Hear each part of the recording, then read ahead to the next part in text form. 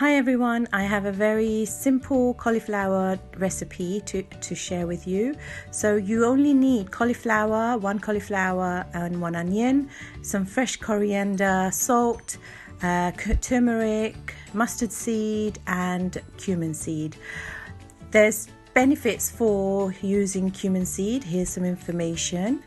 And with the turmeric you need to use 1/4 teaspoon, just a little bit for the color, and there's a health benefit for that too. Really good for you. Okay, oil in a pan, sizzle, add the onions, the salt for taste, stir until golden, add the turmeric, fry, and then you add the cauliflower, mix it all together. And then very simply you just cover it up and let it cook in slow heat for 15 to 20 minutes until the cauliflower becomes soft. And then after that you just need to add fresh coriander.